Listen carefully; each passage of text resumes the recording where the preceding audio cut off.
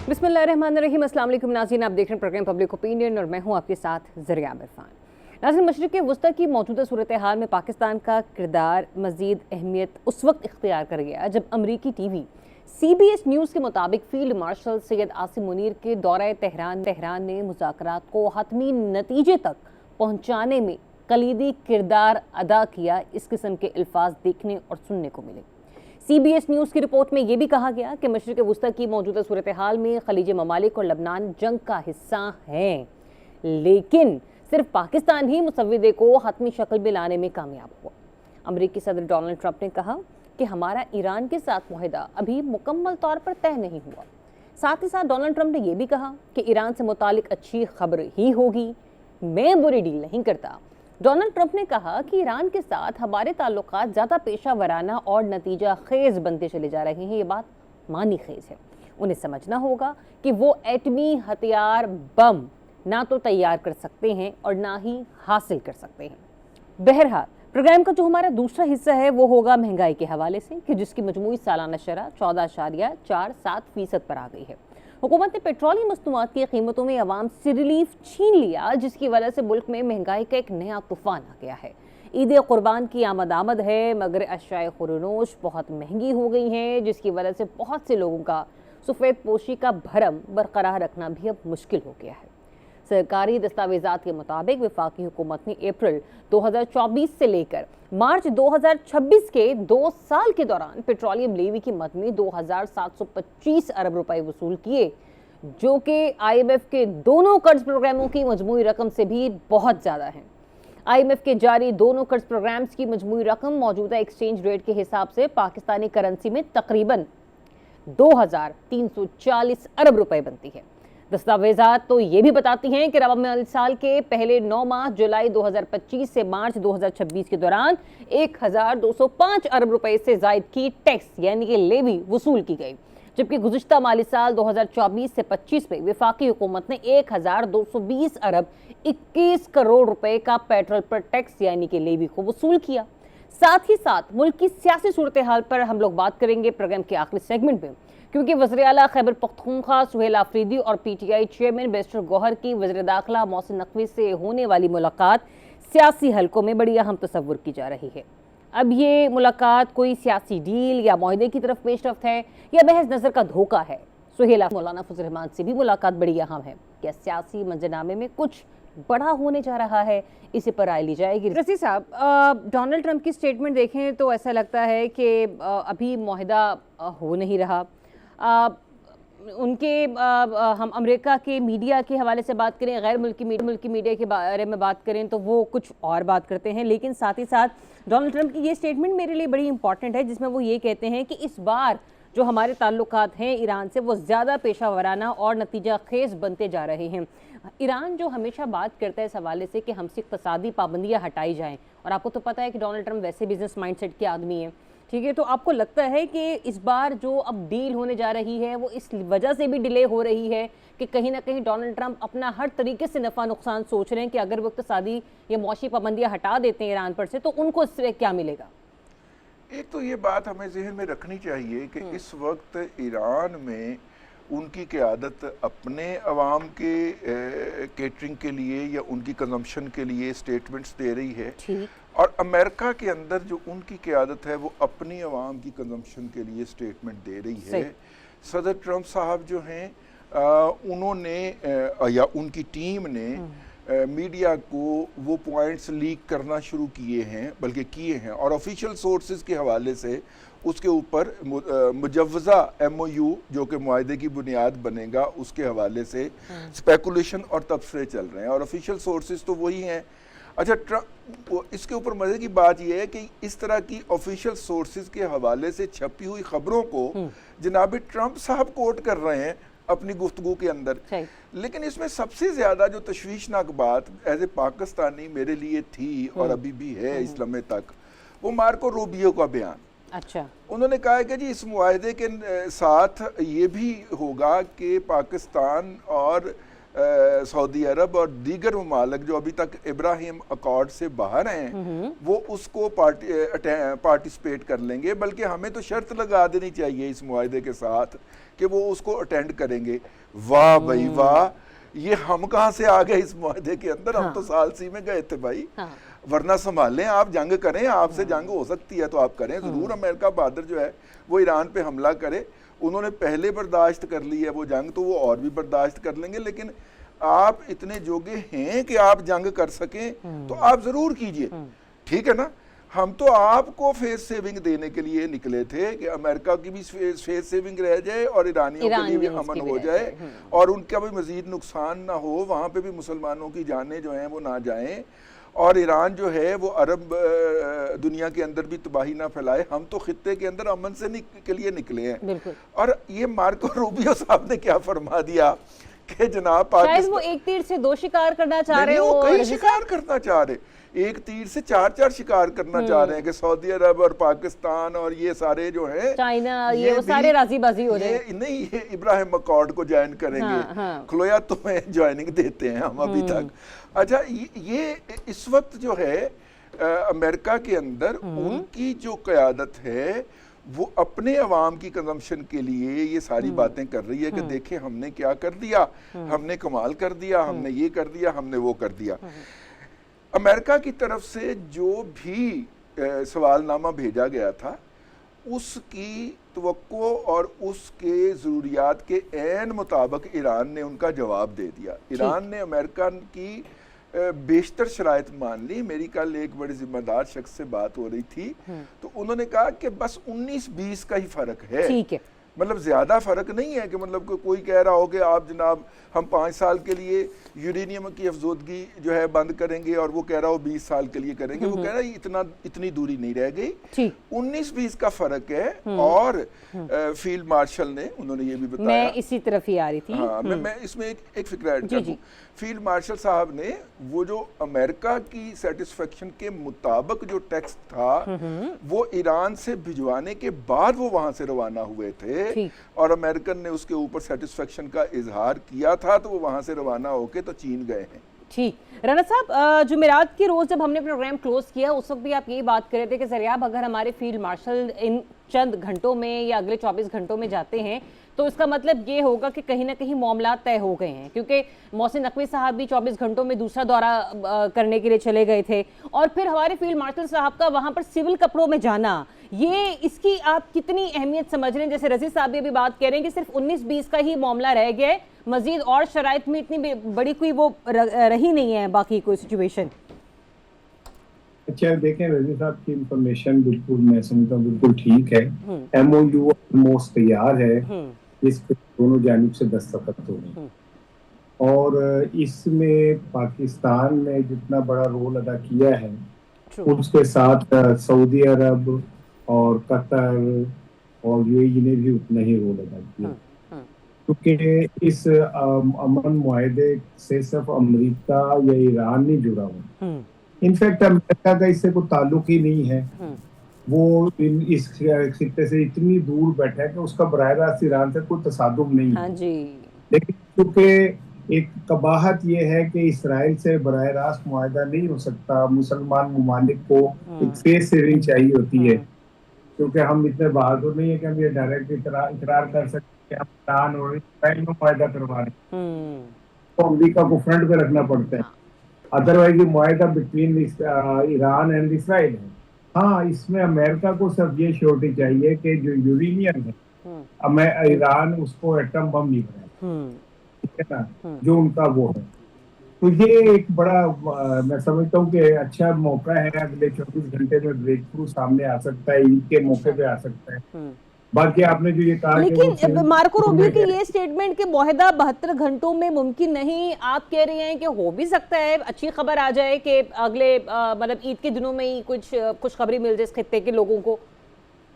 नहीं, मैंने ये कहा है कि MOU जो है ना, मुआहदा तो बहुत बात की बात, ठीक है, मुआहदा तो अभी बहुत दूर है, ये बात मेरी याद रखिएगा। अभी तो क्या कहते हैं MOUs हैं, MOU पे साइन होगा जिसमें जो अंडरस्टैंडिंग है मुख्तलिफ इश्यूज के ऊपर वो क्लैरिटी होगी। उसके बाद जाके उसकी फाइनल शक्ल बनेगी जो भी बनेगी। और दूसरी बात आपने जो ये कही कि वो फील्ड मार्शल साहब का रोल इसमें बहुत करीबी है, अल्हम्दुलिल्लाह उन्होंने जितनी अच्छी डिप्लोमेसी दिखाई उसके बाद तो मेरा वजीर खारजा साहब को इस्तीफा दे देने चाहिए, कौम पे बोझ क्यों बने में तनख्वाह ले, और फैसले सारे उन्होंने करने हैं, जाके मामला खारजी उन्होंने निपटाने, तो इसाक डार 2-2 तनख्वाहें क्यों ले रहे हैं?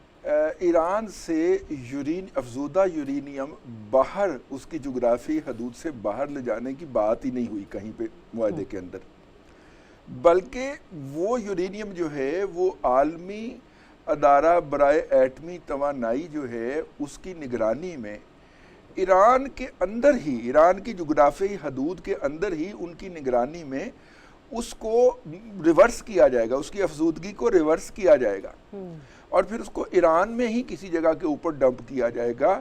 मुआहदे के अंदर इसके ऊपर बात हो रही है कि आलमी एटमी तवानाई एजेंसी जो है वो करेगी, और दोनों फ्रीकैन इस पर तकरीबन एग्री हो गए हैं कि जो मेडिकल और एग्रीकल्चर ज़रूरियात के लिए अफजूदा यूरेनियम चाहिए वो तो ईरान रखे और उतनी हद तक अफजूदगी भी करे, लेकिन जो उससे बियॉन्ड वो अफजूदा कर चुका है या अमेरिका और इसराइल के बकौल एटमी हथियार बनाने के करीब पहुंच चुका है, उसको रिवर्स किया जाएगा। तो वो रिवर्स करने का प्रोसेस ईरान के अंदर ही तकमील पाएगा और फिर उसको ईरान में ही डंप किया जाएगा। तो बहुत सारी चीज़ें हम डिस्कस कर रहे होते हैं तबसरे के तौर पे या अदम इतलात के बायस। अब ये अमेरिकी मीडिया ने बात दी है, ये जो मैं आपसे अर्ज कर रहा हूँ, उन्होंने इसकी तस्दीक की है, मेरे भी इल्म में कुछ देर से आ गया हुआ था, तो वो जो है वो इसलिए जो कुछ मीडिया पे डिस्कस हो रहा होता है शायद वो थोड़ा सा बियॉन्ड होता है टॉपिक के। अच्छा देखिए, मैं ईमानदारी की बात है, जैसे हम कोट करते हैं ना कि अमेरिकी मीडिया ने ये कहा, फला ने ये कहा, मैं पाकिस्तान के सहाफियों पर ज्यादा ट्रस्ट करता हूँ। और आज हमारे एक दोस्त हैं, उनका नाम है रिजवान रजी, उनकी मैं एक ट्वीट पढ़ रहा था, तो उसने एक खदशे का इजहार किया है जो मेरे लिए भी बाईस तशवीश। कैसा खदशा? और उन्होंने ये कहा है कि हमारा जो वफद चीन गया हुआ है वजीर आजम के साथ, उनको वो पजीराई नहीं मिली जो मिलनी चाहिए थी। हम एक आज़ाद रियासत है, हमने डोनाल्ड ट्रंप का इस्तकबाल भी देखा, हमने प्यूटन का इस्तकबाल भी देखा, लेकिन हमारे वजीर आजम साहब को वहाँ पे सदर जो उनके हैं उन्होंने पजीराई नहीं की, मुलाकात नहीं की अभी। मतलब वो वाला प्रोटोकॉल या वो वाला वेलकम नहीं मिला जैसे कि मिलता रहा है अभी माजी भाई हमारी, हम भी एक रियासत के सरबराह के तौर पे गए हैं ना। ठीक, पीछे पहले सदर जरदारी गए, तब भी उनसे कोई इस तरह की उन्हें कोई लिफ्ट नहीं कराई गई। तो ये एक बड़ी तशवीशनाक बात है और मैं जनाब रिजवान रजी साहब के इस ट्वीट को जिक्र करना जरूरी समझता हूँ कि पाकिस्तान चीन की कीमत पे अगर अमेरिका से दोस्ती निभाना चाहता है और इब्राहिम अकॉर्ड में भी हमारा नाम आ रहा है, तो हमें ये जहन में रखना चाहिए कि चीन हमारा वो अलाई है जिसने हर मुश्किल वक्त में हमारे साथ खड़ा हुआ है। अमेरिका वो हमारा दोस्त है जो मुश्किल वक्त में हमें छोड़ के भाग गया। हमारे 71 की जंग में भी बैरी बेड़ा नहीं आया, फिर उसके बाद हमारे हर मुश्किल वक्त में हमें अफगानिस्तान जंग में फेंक के और उसके बाद वहाँ 6-7 अरब डॉलर का असला छोड़ के भाग गया। बकौल क्या नाम है उसके वो खातून के जो सदारती इलेक्शन भी लड़ी थी, वज़ीर खारजा भी रही है, कि हमने पाकिस्तान को इस्तेमाल किया और इसको फेंक दिया करके। मुझे खौफ ये है कि इस बार भी हमें इसी तरह इस्तेमाल किया जाएगा और उसके बाद हमें डिस्कार्ड कर दिया जाएगा और हम चीन से दोस्ती से भी जाएंगे। चीन ने जितना सख्त मोरिकर हमेशा इस बार रद्देमल दिया है वो हमें काफी अलार्मिंग है और इसे हमें समझना चाहिए। ठीक, चलिए नाज़रीन एक ब्रेक लेते हैं, ब्रेक के बाद आपको फिर से ज्वाइन करेंगे और मुल्क में महंगाई है उसको डिस्कस करेंगे। Welcome back once again. नाज़रीन, इदारा शुमारियात की एक रिपोर्ट मंजर आम पर आई है और ये इदारा शुमारियात डेफिनेट से बात है, हुकूमत को रिपोर्ट करता है और हुकूमती दस्तावेजात ही मंजर आम पर आती हैं। अभी दस्तावेजात बता क्या रही हैं ये सुन के आपकी भी होश उड़ जाएंगे। नाज़रीन, 2 बरस में पेट्रोलियम लेवी, मैंने इंट्रो में भी कहा पेट्रोलियम लेवी यानी कि पेट्रोल पर लगने वाला टैक्स, इसकी मद में IMF के 2 कर्ज प्रोग्रामों से भी ज्यादा रकम वसूली का इंकशाफ हुआ है पाकिस्तानी अवाम से।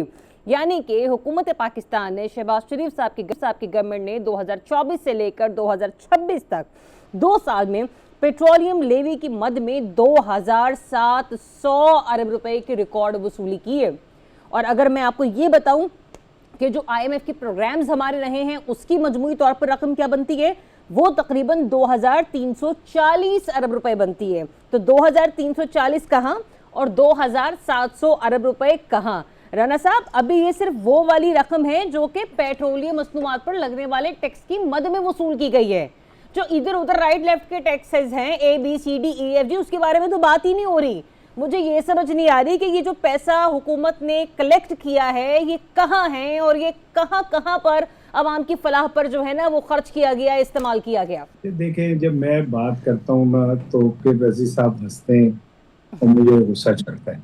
आज आपने हंसना मैं, ठीक है ना, फिर मुझे गुस्सा इस बात पे चढ़ता है रजी साहब की कि रजी के अंदर एक गरीब आदमी तो है, लेकिन ये गरीब आदमी मेरी बात सुनने के बाद अपने अंदर से खिड़की बंद कर लेता है। ठीक है, मैं कह रहा था दिल दा बुआ खोल, मैं अंदर आना जानी है, तो ये खोलते नहीं है। मेरा सिंपल सवाल ये है कि अगर इस हुकूमत ने 4 साल 5 साल में 2700 अरब रुपए सिर्फ लेवी लेनी थी, इस पे अभी बिजली के ऊपर, गैस के ऊपर, पानी के ऊपर और मदों में जो टैक्स हैं वो अलहदा हैं, और उसके बाद भी एक गरीब आदमी जो है उसने भूखा ही मरना है। कल मैं गया था शाहपुर कांजरा, खुदा गवाह है कि शेड के शेड भरे हुए थे जानवरों से और लोग खरीदार वहां पर। ठीक है, तो ये हुकूमत क्यों लाई गई थी? इमरान खान की हुकूमत क्यों गिराई गई? इमरान खान की हुकूमत गिराने के लिए आपने ऐलान किया कि हम महंगाई खत्म करने के लिए आए। बिलावल भुट्टो जरदारी ने, मेरे भांजे ने कराची से सफर किया इस्लामाबाद तक का, और वहां पे जाके उन्होंने खिताब फरमाया। मौलाना फजलुर रहमान साहब ने महंगाई के खिलाफ लॉन्ग मार्च किया। मरियम साहिबा जो हैं वो कहती नहीं कि जब पेट्रोल की कीमत 2 रुपए बढ़ती है तो समझो वजीर आजम चोर है। ठीक है, उनकी वुज़रा कहती नहीं कि तुमने रात के अंधेरे में 2 रुपए बढ़ाए, तुम्हें शर्म नहीं आई है। और फिर उसके बाद MQM ने प्रेस कॉन्फ्रेंस करके कहा कि हम इमरान खान को इसलिए छोड़ रहे हैं कि इसने महंगाई की है। तो आज ये सब कुछ क्या है? ये फिर आज पाकिस्तान का जो मुआशी बेट, इसका मतलब है कि पाकिस्तान को साजिश के तहत तबाह किया जा रहा है। इसका मतलब ये हुआ कि इमरान खान की बेहतर हुकूमत को इसलिए गिराया गया कि पाकिस्तान को मुआशी दलदल में गिरा दिया जाए, लोगों को भूखा मार दिया जाए, लोगों को तबाही के दाने पे ले आया जाए। और मुझे अफसोस इस बात का है, आज मुझे कहने दीजिएगा, मुझे अफसोस इस बात का है कि पाकिस्तान के फैसला साज आंखें बंद करके बैठे हुए। क्यों बैठे हुए? क्या पाकिस्तानियों का कसूर ये है कि हम सर झुका के जितने मर्जी जूते मारो हम खा लेते? हम तहरीर स्क्वायर की तरह इकट्ठे नहीं होते, या हम श्रीलंका की तरह बाहर नहीं निकलते, या हम क्या नाम है वो बांग्लादेशियों की तरह बाहर नहीं निकलते? तो इसका मतलब ये कि हमें कुचल दोगे। इतने जालिम ना बनो, कुछ तो मुरव्वत सीखो। तुम पे मरते हैं तो क्या मार ही डालोगे हमें? मैं कहीं पे तो ब्रेक लगाएं भाई, खुदा का वास्ता है, कहीं पे तो वो करें। रजी के तो आसान निकलता है, इसने तो खरीद लिया ऊंट बकरा, माशाल्लाह, अल्लाह कुर्बानी कबूल फरमाए। मैं जो बकरा लाया हूं, मैं सारी रात जागता रहा कि कहीं उसे बिल्ली ना उठा के ले जाए। जितने पैसे थे उसमें इतना ही बकरा आ सकता था। मैं क्या मतलब लूं इसका कि डोनाल्ड लू ने पाकिस्तान को तबाह कर दिया 1-2 कागज बेच के।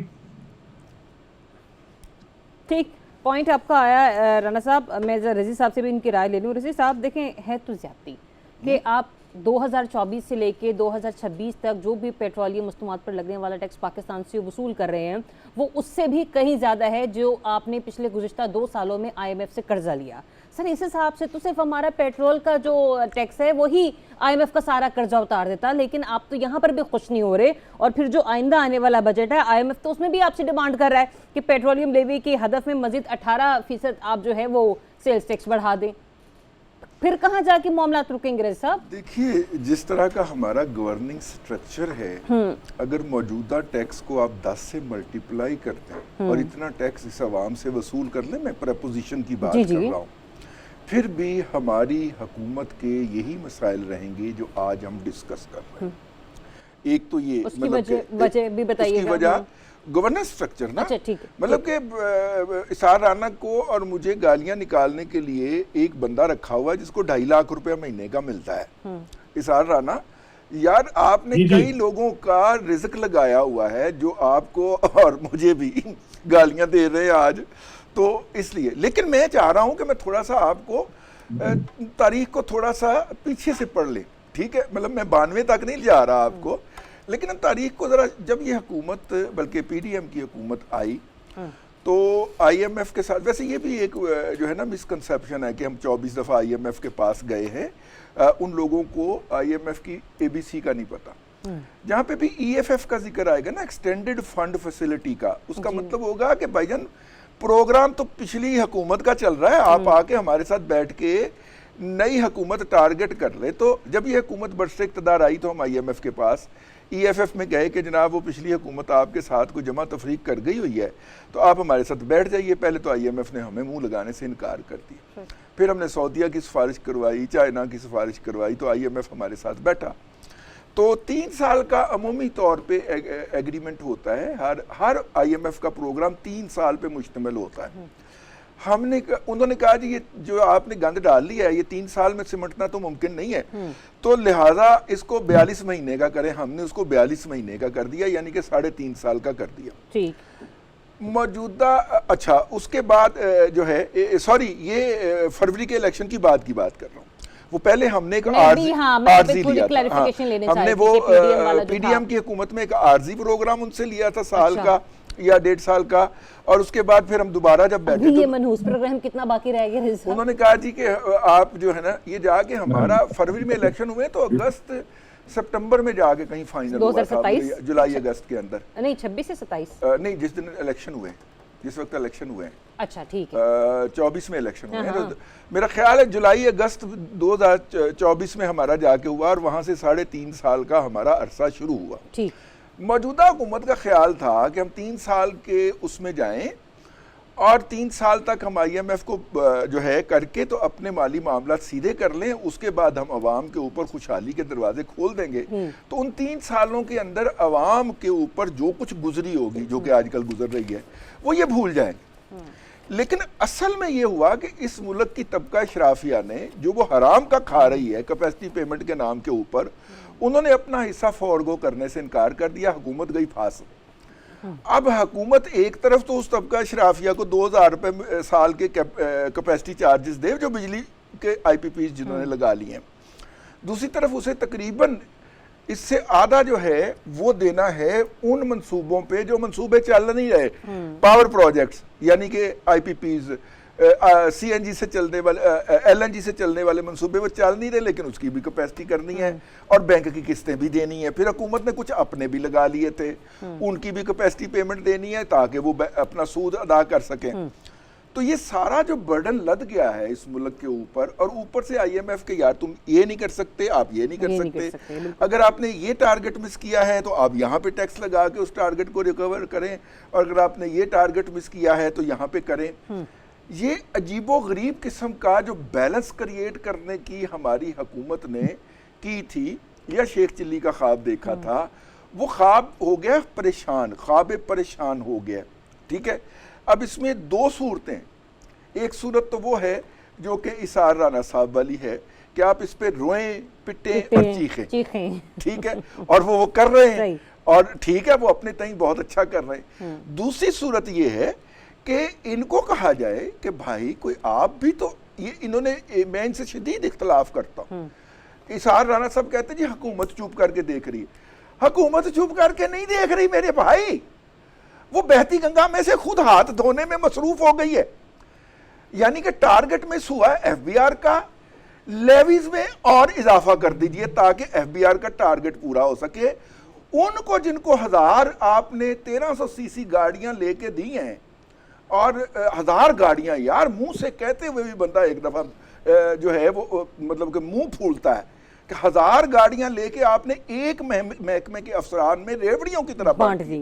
कईयों को आपने 3-3 बख्श दी हैं, एक उनके लिए, एक उनके बच्चों के लिए, एक उनके नौकरों के लिए।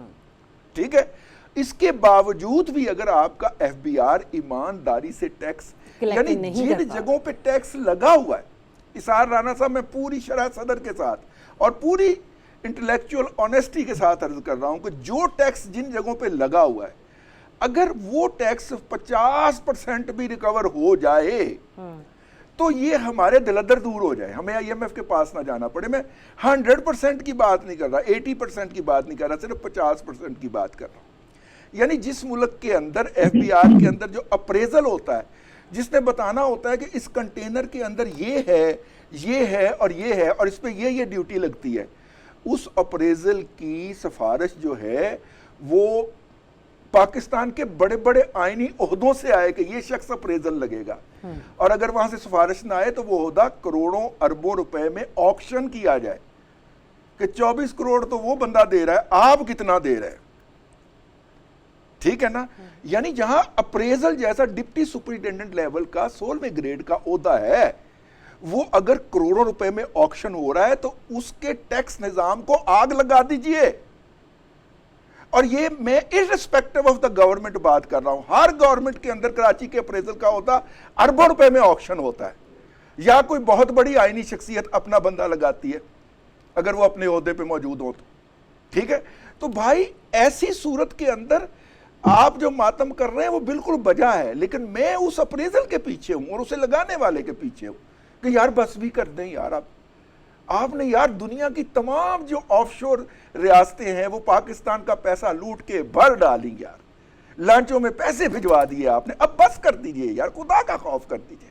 आपकी कितनी नस्लों ने बैठ के खाना है यार। यानी इस पे वैसे मुख्तसर तज्जिया बनता ही है रजी साहब, जो आपने आखिरी जुमला कहा ना, अर्ज किया कि इस कौम को बख्श दीजिए, खुदा के लिए इस कौम को बख्श दीजिए, क्योंकि जितना आप निचोड़ चुके हैं ना पेट्रोलियम मस्तूमात पर लगने वाली लेवी की सूरत में इस अवाम को, आप चाहते सिद्के नियत से, सिद्के दिल से तो हम IMF के कर्जे से छुटकारा पा सकते थे, लेकिन आपने अपने अललो तलल्लों पर ही इसको इस्तेमाल करना और खर्च करना मुनासिब समझे। ब्रेक लेते हैं, ब्रेक के बाद आपको फिर ज्वाइन करेंगे। Welcome back once again. नाज़रीन, सुहेल अफरीदी साहब की मुलाकात हुई है मोहसिन नकवी साहब से, लोग इसे खुफिया मुलाकात भी कह रहे हैं। अच्छा, इसके ऊपर सुहेल अफरीदी साहब की अपनी एक ट्वीट भी आ गई जिसमें उन्होंने वजाहत पेश कर दी। उन्होंने कहा कि लोग इस बात को इस चीज़ से रिपोर्ट कर रहे हैं कि शायद कोई बातचीत हुई है, कोई सियासी मौजू पर हमने गुफ्तगू की है, लेकिन ऐसा कुछ नहीं है। बन्नू में जो दहशतगर्दी का वाक़या हुआ, इस सिलसिले में मेरी वज़ीर दाखिला से मुलाकात हुई, लेकिन ये सियासी मामला है पाकिस्तानी सियासत का, वो भी पोलिटिकल पर्सनैलिटी हैं, दूसरी जानिब भी पोलिटिकल पर्सनैलिटी, अगर बात हो भी जाती है तो उसमें कोई कबाहत या मज़ायका नहीं है। और उसके ऊपर वजाहत देना, मतलब हम तो चाहते हैं कि मुल्क में जो सियासी अमन अमान है वो आए, ताकि तमाम सूबे भी अच्छे तरीके से काम करें और विफाक भी अच्छे तरीके से काम करें, मुल्क में एक जो सिस्टम मौजूद है वो बेहतर तरीके से चल सके। राना साहब, आपको इस मुलाकात की क्या मालूम होती है, मतलब जो ज़राए रिपोर्ट कर रहे हैं कि हो सकता है कि मुख्तलिफ मामलात पर गुफ्तगू हुई हो, अगर हो भी जाती तो कोई बुरी बात नहीं है, लेकिन फिर भी क्या आप देखते हैं इस मुलाकात का नतीजा? अच्छा देखें, एक बस बात मैं कह दूं, रजी ने अभी जो की थी कि लोगों को रखा गया तनख्वाह पे गालियां देने के लिए, हाँ। मुझे उनसे कोई फर्क नहीं पड़ता, उनकी रोजी रोटी लगी हुई है, लेकिन मुझे दुख इस बात का होता है कि जो माँ बहन की गालियां देते हैं सोशल मीडिया पे, अगर वो पाकिस्तान आए और उन्हें हुकूमत प्रोटोकॉल दे और अपने साथ तस्वीरें खिंचवाए तो फिर तो शर्म की बात है। और उन लोगों के लिए शर्म की बात है जो ऐसे लोगों को पालते हैं, ऐसे नासूरों को पालते हैं, जो सरेआम गालियां देते हैं और ये बड़े फख्र से उनके आजाद इशाइया देते हैं, तो शर्म तो इनको भी आनी चाहिए। दूसरी बात ये कि ये तो बात मैं बहुत पहले कह चुका हूँ कि मुलाकातें हो रही हैं, और जब ये जिस दिन मंगल को धरना था उस दिन भी ये दावा कर सकता हूँ कि मोहसिन नकवी के कहने के ऊपर ही वो जो धरना था कॉल ऑफ हुआ था। बैरिस्टर गौहर जो थे वो मैसेज लेके आए थे, और फिर इनकी अलहदा एक मीटिंग हुई थी जिसमें अजीमा खानम की थी, ये वजीर आला KP भी थे और सलमान अकरम राजा भी थे, जिसके बाद कॉल ऑफ किया। और उसके बाद जुम्मे वाले दिन बुशा बीबी की उनकी बेटी और वो भाभी से मुलाकात हुई। और मेरे पास तो इतलात ये भी है कि ये ऑफर है हुकूमत की तरफ से, मोहसिन नकवी साहब की तरफ से, कि अगर नौरीन साहिबा की हम मुलाकात इमरान खान से मंगल को करा दें तो वो अगर बाहर आके सियासी बयान नहीं दें तो ये श्योरिटी दें, हम ये मुलाकात भी करा देते हैं, इमरान खान के बच्चों से बात भी करा देते हैं। तो ये तो तीनों चीजें अपनी जगह पे मौजूद हैं, और ये कोई बुराई की बात नहीं है, बिल्कुल। क्योंकि जो काम अब इस हुकूमत को करने चाहिए है वो काम क्या कहते हैं आपके मोहसिन नकवी कर रहे हैं। खारजा अमूर पे जो काम हुकूमत को करने चाहिए वो फील्ड मार्शल साहब कर रहे हैं। तो मुझे ऐसा लगता है कि फील्ड मार्शल साहब और मोहसिन नकवी की जोड़ी जो है उन्हीं के पास पाकिस्तान के मसाइल की कुंजी है।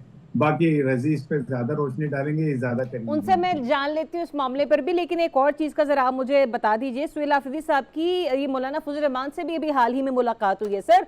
उनकी उस मुलाकात को आप, हाँ, फैसल कुंडी से भी मुलाकात हुई है। जी। फैसल कुंडी ने उसके बाद बिलावल भुट्टो से मुलाकात की है। मैं अब आपको बता रहा हूं कि आने वाले दिनों में 28वीं तरमीम के हवाले से हो सकता है कि आप एक ऐसा मुहाज देखें जिसमें पीपल्स पार्टी और पीटीआई एक ट्रक के ऊपर खड़े हों और मौलाना फजल रहमान वो ट्रक चला रहे हों। ये पॉसिबल है। मैं आपको पहले एडवांस दे रहा हूं कि 28वीं तरमीम के हवाले से might be possible Maulana Fazal Rahman truck चला रहे हों, पीपल्स पार्टी और पीटीआई उसके ऊपर हो, अचकजई साहब जो उसके कैलेंडर हो और वो कह रहे हो चलो पिंडी वो साहब वो जो भी बात कर रहे थे राना साहब, आपने गुफ्तगू सुनी। आपको लगता है कि मौलाना पीपल्स पार्टी और पीटीआई 28वीं तरमीम के हवाले से एक ट्रक पर खड़े हो भी सकते हैं? और फिर जो नकवी साहब की मुलाकात, मतलब सुहेल साहब की मुलाकात जो नकवी साहब से हुई है, आप उसको किस तरीके से आइडियलाइज कर रहे हैं? देखिए, दो बातें हैं, चीज़ों को उनके सही पर्सपेक्टिव में। अगर मौलाना ने और पीटीआई ने एक मतलब नेचुरली यही लगता है मौजूदा हालात में कि होना चाहिए उनको, लेकिन अगर इसकी इब्तिदा होनी होती तो 22 मई को हो जाती। 22 मई को एहतजाज की कॉल दी थी मौलाना फजलुर रहमान साहब ने, और 22 को जुमा था। और अमूमी तौर पे हमारी मजहबी जमातें जो हैं वो जुमे के रोज़ इसलिए कॉल देती हैं कि जुमे की नमाज के इज्तिमात बड़े होते हैं, तो वह जब लोग नमाज पढ़ के बाहर निकलते हैं तो वहाँ पे वो लोग अपने बैनर शैनर पकड़ के मदरसों के बच्चे खड़े कर देते हैं, वीडियो शीडियो बन जाती है और यूँ एहतजाज रिकॉर्ड हो जाता है। उसके लिए एहतमाम करके गली मोहल्लों से बच्चे कारकुनों को इकट्ठा करके एहतजाज करने की ज़रूरत नहीं आती। लेकिन पीटीआई ने ऐलान के बावजूद भी उस एहतजाज को ऊन नहीं किया, उस पर कोई वीडियोज़ नहीं बनाई, उस पर कोई रील्स जारी नहीं की गई।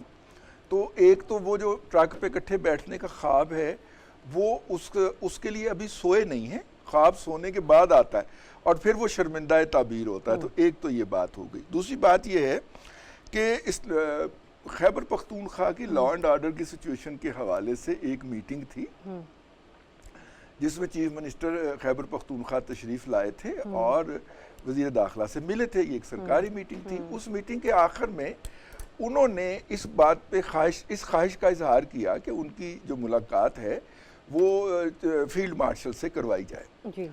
तो बजाय इसके कि अपना मोहसिन नकवी साहब इस पे चुप रहते या मुस्कुरा देते या कहते कि अभी वो मसरूफ़ बहुत है, उन्होंने ये इन्फॉर्मेशन मीडिया को लीक कर दी और जिसके ऊपर जनाब पीटीआई के अपने लोगों ने भी उनके ऊपर तनकीद शुरू कर दी और पीटीआई के बाहर वालों ने उनका ठट्ठा लगाना शुरू कर दिया। मैं सुहेल अफरीदी साहब की बात कर रहा हूँ। तो सुहेल अफरीदी साहब के ऊपर प्रेशर इस कदर बड़ा अंदर से और बाहर से कि उन्होंने उसकी क्लैरिफिकेशन के अंदर एक कर भी थी।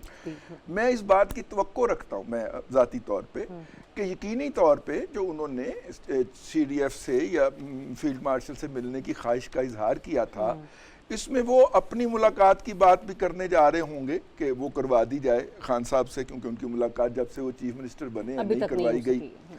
और दूसरे लफ्ज़ों में वो उनकी रिहाई के लिए भी कोई बात करना चाह रहे होंगे। लेकिन जो फील्ड मार्शल साहब का नुक्ता नज़र है वो फ़ौज के तर्जुमान अहमद शरीफ साहब की तरफ से आ चुका है कि आप सियासी कुव्वतें हैं तो सियासी कुव्वतों के साथ इंगेज कीजिए। अब मुझे इस बात की समझ नहीं आती कि जब कौमी असम्बली के स्पीकर जनाब अयाज सादक साहब की सरबराही में अचकजई साहब और बैरिस्टर गौहर एक तरफ हैं और हुकूमत के नुमाइंदगान जिनके अंदर राणा सनाउल्लाह साहब भी शामिल हैं वो दूसरी तरफ हैं, इनके मुज़ाकरात चल रहे हैं। पीपल्स पार्टी के साथ PMLN के अलग चल रहे हैं, PTI के साथ अलग एंगेजमेंट चल रही है और ये बजट से पहले सुना है कि इसमें ये इसको कंक्लूड कर लिया जाएगा। तो ऐसी सूरत में चीफ अपना जो हैं फील्ड मार्शल हैं उनके साथ मुलाकात करने की क्या कोशिश, हम ये तवक्को रखते हैं कि वो यकीनन उन्होंने खैबर पख्तूनख्वा के अंदर law and order he discuss करना होगा। इवन देन फील्ड मार्शल साहब देखें ना, वो इंटरनेशनल मीडिएशन में मसरूफ हैं, अभी चाइना के दौरे पे गए हुए हैं, प्राइम मिनिस्टर को जो वहाँ पे गए थे उनको उन्होंने ज्वाइन किया है और उनकी जॉइंट मीटिंग आई है जिसमें वो सिविल लिबास में भी थे। आ गया डिटेल के साथ, क्योंकि मुख्तसर सा वक्त रह गया। मैं राना साहब की बात ली हूँ, वो जो बात कर रहे थे 28वीं तरमीम के हवाले से, जो PTI का पहले एक माइंडसेट था, क्या वो रिवर्स हो सकता है? सबका एक ट्रक पर चढ़ना, मौलाना फजल रहमान, पीपल्स पार्टी और PTI, ये एक ख्वाब है, लेकिन उस ख्वाब से पहले सोना भी तो जरूरी है ना। तो अभी फिलहाल उनको ये बेल मुंडेर चढ़ती नजर नहीं आ रही राना साहब। और अगर चढ़ना होती तो 22 को चढ़ जाती। बात बताऊं, एक और बात बताऊं कि ये ख्वाब है, दूसरा ख्वाब जो है इससे भी भयानक है। वो क्या है? और वो ख्वाब है चचा भतीजे के दरमियान जंग, क्योंकि चचा वही करेंगे जो पिया मन भाएगा। अच्छा। और भतीजी के हकूक पंजाब के ऊपर डाका डालने, वो कहते हैं ये डाका है अगर पंजाब में सूबे बनते हैं। और क्या कहते हैं, शहबाज शरीफ 2015 में उस डिक्लेरेशन पे साइन कर चुके हैं जिसके तहत पंजाब के सूबे बनने, जनूबी पंजाब का। तो अगर 28वीं तरमीम में सूबों की वो होती है तो शहबाज शरीफ कैसे इनकार करेंगे? और अगर वो इनकार नहीं करेंगे तो फिर मरियम साहिबा तो इसको इकरार नहीं करेंगी। रजी जैसे वॉरियर बहादुर गयूर पंजाबी, अपने पंजाब की मट्टी की हिफाजत करने वाले पंजाब दे पुत, वो तो इस तकसीम को किसी हाल में भी कबूल नहीं करेंगे। रजी ने तो अभी चंद दिन पहले भी तलवार निकाल ली थी।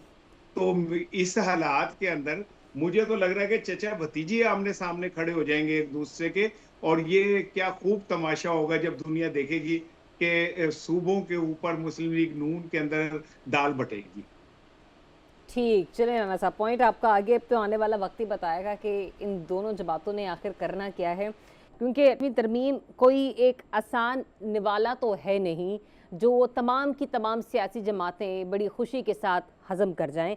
ये इस वक्त हुकूमत के लिए भी गले की हड्डी बना हुआ है और फैसला साज़ों के लिए भी गले की हड्डी बना हुआ है। फैसला साज चाहते हैं कि 28वीं आईनी तरमीम हो, लेकिन इसमें कुछ मामलात ऐसे हैं जो कि ना तो पाकिस्तान पीपल्स पार्टी को सूट करते हैं और ना ही पाकिस्तान मुस्लिम लीग नून को, जो कि इस वक्त हुकूमत वक्त का जो मौजूदा हुकूमत कर रही है इस वक्त। लेट्स सी, ये तो आने वाला वक्त ही बताएगा। इजाज़त दीजिए, अपना बहुत सा ख्याल रखिए। अल्लाह हाफ़िज़।